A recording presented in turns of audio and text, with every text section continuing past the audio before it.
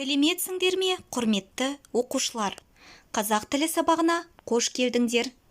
Бүгінгі сабағымыздың тақырыбы үзіліс кезінде демалуға арналған ережелерді сақтаймын.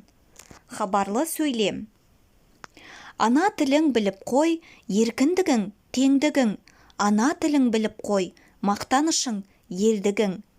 Ана тілің арың бол, ұятың боп тұр бетте. Өзге тілдің бәрін біл, өз тіліңді құрметте дей отырып, бүгінгі сабағымызды бастаймыз.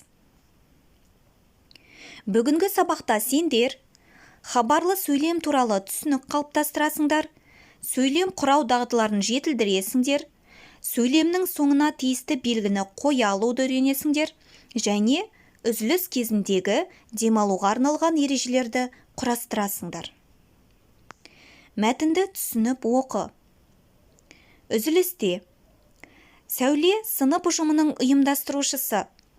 Ол үзілісте кезекшілердің терезені ашып, тақтаны сүртіп қоюын ескертеді. Тақта сүрткішті үнемі дымқылдап қояды. Балалардың үзіліс кезіндегі тәртібін қадағалайды. Бірде Сәуле, бір үзіліс кезінде дұрыстап демалуға тиіспіз. Ол үшін не істеу керек? Әркім өз ойын айтсын деді.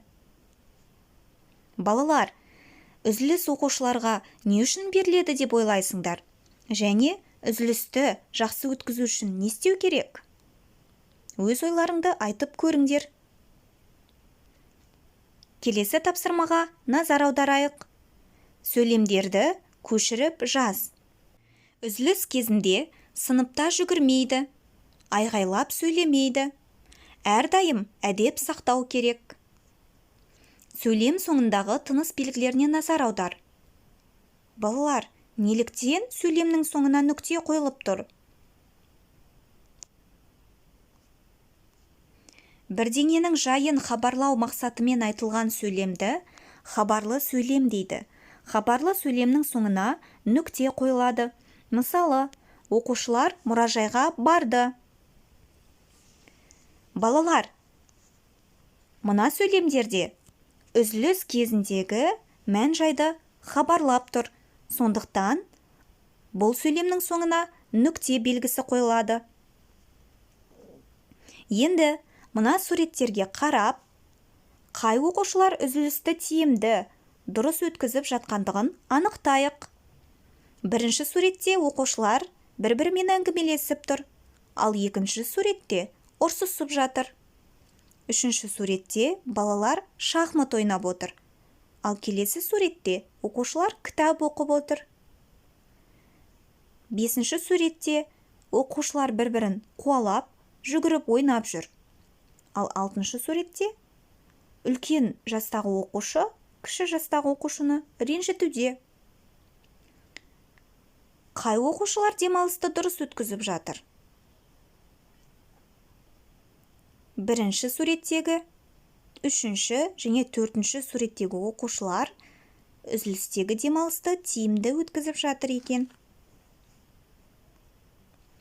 Енді осы суреттердің көмегімен біз үзіліс кезіндегі оқушының міндеттерін анықтайық. Оқушыға үзіліс кезінде жүгіруге, айқайлауға болмайды. Оқушылар бір-бірімен жағаласып, төбелесуге болмайды. Басқа оқушының затына рұқсатсыз тиісуге болмайды. Басқа оқушыларды кемсітіп, көңіліне тимеу керек. Жүрген жерін ластамау керек. Үлкендерді сыйлап, кішілерге қамқор бола білу керек. Енді мына үш суретке қарап, сөйлем құрастырып көрейік. Айжан мен Жұлдыз үй тапсырмасын талқылады. Балалар, хабарлы сөйлем бе? Және соңына қандай тыныс белгісі қойылып тұр? Сөйлем соңында нүкте белгісі қойылып тұр, иә? Демек, бұл хабарлы сөйлем. Балалардың үзіліс кезіндегі әрекетінің мән-жайын хабарлап тұр. Оқушылар үзілісте шахмат ойнады. Бұл да хабарлы сөйлем. Асан мен Арай кітаптағы суреттерді қарады. Бұл да хабарлы сөйлемге жатады.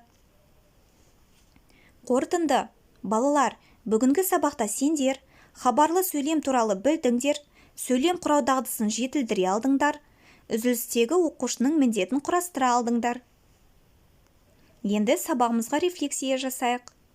Бірінші смайлик: менің сабаққа да өзіме де көңілім толды. Тапсырмаларды өте жақсы орындадым. Ал екінші смайлик: сабақ жақсы және қызық болды. Сабаққа жақсы қатыстым. Үшінші смайлик: сабақтан жақсы ештеңе алған жоқпын. Не айтылғандарын да түсінбедім. Қызық емес. Сендер қай смайликті таңдар едіңдер?